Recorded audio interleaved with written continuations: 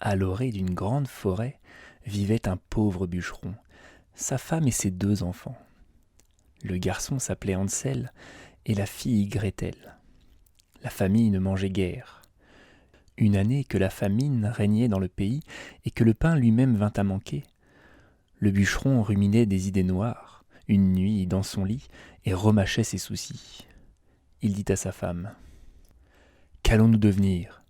Comment nourrir nos propres enfants quand nous n'avons rien pour nous-mêmes ? » ?»« Eh bien, mon homme, dit la femme, sais-tu ce que nous allons faire ?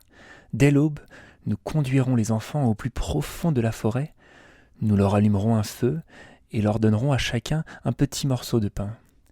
Puis nous irons à notre travail et les laisserons seuls. Ils ne retrouveront plus leur chemin et nous en serons débarrassés. »« Non, femme, dit le bûcheron, je ne ferai pas cela. Comment pourrais-je me résoudre à laisser nos enfants tout seuls dans la forêt ? Les bêtes sauvages ne tarderaient pas à les dévorer. »« Oh, fou !» rétorqua-t-elle. « Tu préfères donc que nous mourions de faim tous les 4 ? Alors il ne te reste plus qu'à raboter les planches de nos cercueils. » Elle n'eut de cesse qu'il n'accepta ce qu'elle proposait. « Mais j'ai quand même pitié de ces pauvres enfants, » dit le bûcheron. Les 2 petits n'avaient pas pu s'endormir tant ils avaient faim.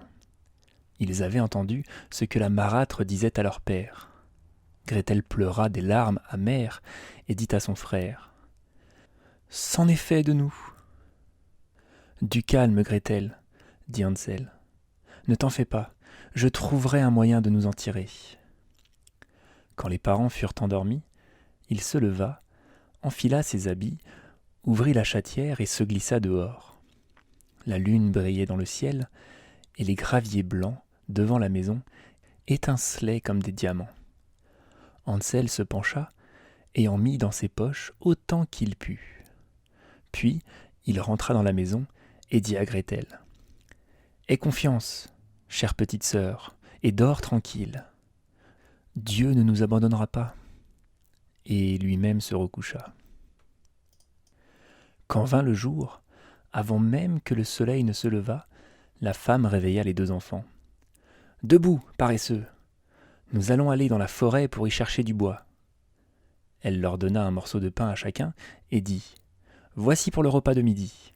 Ne mangez pas tout avant, car vous n'aurez rien d'autre. » Comme les poches de Hansel étaient pleines de cailloux, Gretel mit le pain dans son tablier. Puis ils se mirent tous en route pour la forêt. Au bout de quelque temps, Hansel s'arrêta et regarda en direction de la maison. Et sans cesse, il répétait ce geste. Le père dit : « Que regardes-tu, Hansel ? Et pourquoi restes-tu toujours en arrière ? Fais attention à toi et n'oublie pas de marcher. »« Ah, père, dit Hansel, je regarde mon petit chat blanc qui est perché là-haut sur le toit, et je lui dis au revoir. » La femme dit : « Fou que tu es !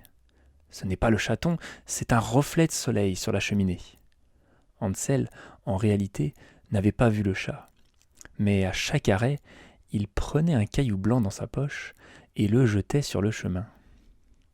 Quand ils furent arrivés au milieu de la forêt, le père dit : « Maintenant, les enfants, ramassez du bois.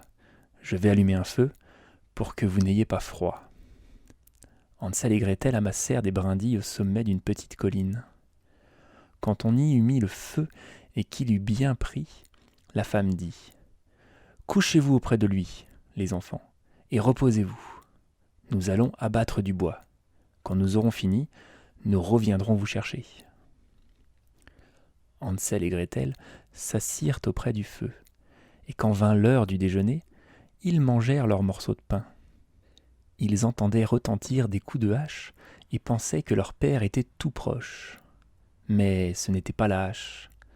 C'était une branche que le bûcheron avait attachée à un arbre mort et que le vent faisait battre de ci et de là.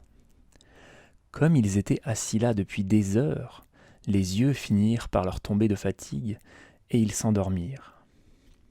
Quand ils se réveillèrent, il faisait nuit noire. Gretel se mit à pleurer et dit : « Comment ferons-nous pour sortir de la forêt ? » Hansel la consola. « Attends encore un peu, dit-il, jusqu'à ce que la lune soit levée. Alors nous retrouverons notre chemin. » Quand la pleine lune brilla dans le ciel, il prit sa sœur par la main et suivit les petits cailloux blancs. Ils étincelaient comme des écus frais battus et indiquaient le chemin. Les enfants marchèrent toute la nuit, et quand le jour se leva, ils atteignirent la maison paternelle. Ils frappèrent à la porte. Lorsque la femme eut ouvert, et quand elle vit que c'était Hansel et Gretel, elle dit : « Méchants enfants, pourquoi avez-vous dormi si longtemps dans la forêt ? Nous pensions que vous ne reviendriez jamais. » Leur père, lui, se réjouit, car il avait le cœur lourd de les avoir laissés seuls dans la forêt. Peu de temps après, la misère régna de plus belle, et les enfants entendirent ce que la marâtre disait, pendant la nuit, à son mari. « Il ne nous reste plus rien à manger, une demi-miche seulement, et après, fini la chanson. Il faut nous débarrasser des enfants. Nous les conduirons encore plus profond dans la forêt pour qu'ils ne puissent plus retrouver leur chemin. Il n'y a rien d'autre à faire. » Le père avait bien du chagrin. Il songeait. Il vaudrait mieux partager la dernière bouchée avec les enfants. Mais la femme ne voulut rien entendre. Elle le gourmanda et lui fit 1000 reproches. Qui a dit A doit dire B. Comme il avait accepté une première fois, il dut consentir de rechef. Les enfants n'étaient pas encore endormis. Ils avaient tout entendu. Quand les parents furent plongés dans le sommeil, Hansel se leva avec l'intention d'aller ramasser des cailloux comme la fois précédente. Mais la marâtre avait verrouillé la porte et le garçon ne put sortir. Il consola cependant sa petite sœur. « Ne pleure pas, Gretel, dors tranquille. Le bon Dieu nous aidera. » Tôt le matin, la marâtre fit lever les enfants. Elle leur donna un petit morceau de pain, plus petit encore que l'autre fois. Sur la route de la forêt, Hansel l'émietta dans sa poche. Il s'arrêtait souvent pour en jeter un petit peu sur le sol. « Hansel, qu'as-tu à t'arrêter et à regarder autour de toi ? » dit le père. « Va ton chemin. »« Je regarde ma petite colombe sur le toit pour lui dire au revoir, » répondit Hansel. « Fou !» dit la femme. « Ce n'est pas la colombe, c'est le soleil qui se joue sur la cheminée. » Hansel, cependant, continuait à semer des miettes de pain le long du chemin. La marâtre conduisit les enfants au fin fond de la forêt, plus loin qu'ils n'étaient jamais allés. On y refit un grand feu, et la femme dit : « Restez là, les enfants. Quand vous serez fatigués, vous pourrez dormir un peu. Nous allons couper du bois, et ce soir, quand nous aurons fini, nous viendrons vous chercher. » À midi, Gretel partagea son pain avec Hansel, qui avait éparpillé le sien le long du chemin. Puis ils dormirent, et la soirée passa, sans que personne ne revint auprès d'eux. Ils s'éveillèrent au milieu de la nuit, et Hansel consola sa petite sœur, disant : « Attends que la lune se lève, Gretel. Nous verrons les miettes de pain que j'ai jetées. Elles nous montreront le chemin de la maison. » Quand la lune se leva, ils se mirent en route. Mais de miettes, point. Les 1000 oiseaux des champs et des bois les avaient mangés. Les deux enfants marchèrent toute la nuit et le jour suivant, sans trouver à sortir de la forêt. Ils mouraient de faim, n'ayant à se mettre sous la dent que quelques baies sauvages. Ils étaient si fatigués que leurs jambes ne voulaient plus les porter. Ils se couchèrent au pied d'un arbre et s'endormirent. 3 jours s'étaient déjà passés depuis qu'ils avaient quitté la maison paternelle. Ils continuaient à marcher, s'enfonçant toujours plus avant dans la forêt. Si personne n'allait venir à leur aide, ils ne tarderaient pas à mourir. À midi, ils virent un joli oiseau sur une branche, blanc comme neige. Il chantait si bien que les enfants s'arrêtèrent pour l'écouter. Quand il eut fini, il déploya ses ailes et vola devant eux. Ils le suivirent jusqu'à une petite maison sur le toit de laquelle le bel oiseau blanc se percha. Quand ils s'en furent approchés tout près, ils virent qu'elle était faite de pain et recouverte de gâteaux. Les fenêtres étaient en sucre. « Nous allons nous mettre au travail, » dit Hansel, et faire un repas béni des dieux. Je mangerai un morceau du toit, ça a l'air d'être bon. Hansel grimpa sur le toit et en arracha un petit morceau pour le goûter. Gretel se mit à lécher les carreaux. On entendit alors une voix suave qui venait de la chambre. « Langue, langue lèche, qui donc ma maison lèche ?» Les enfants répondirent « C'est le vent, ce céleste enfant !» Et ils continuèrent à manger sans se laisser détourner de leur tâche. Hansel, qui trouvait le toit fort bon, en fit tomber un gros morceau par terre, et Gretel découpa une vitre entière, s'assit sur le sol et se mit à manger. La porte, tout à coup, s'ouvrit et une femme, vieille comme les pierres, s'appuyant sur une canne, sortit de la maison. Hansel et Gretel eurent si peur qu'ils laissèrent tomber tout ce qu'ils tenaient dans leurs mains. La vieille secoua la tête et dit « Hé, mes chers enfants, qui vous a conduit ici ? Entrez, venez chez moi, il ne vous sera fait aucun mal. » Elle les prit tous deux par la main et les fit entrer dans la maisonnette. Elle leur servit un bon repas, du lait et des beignets avec du sucre, des pommes et des noix. Elle prépara ensuite 2 petits lits. Hansel et Gretel s'y couchèrent. Ils se croyaient au paradis. Mais l'amitié de la vieille n'était qu'apparente.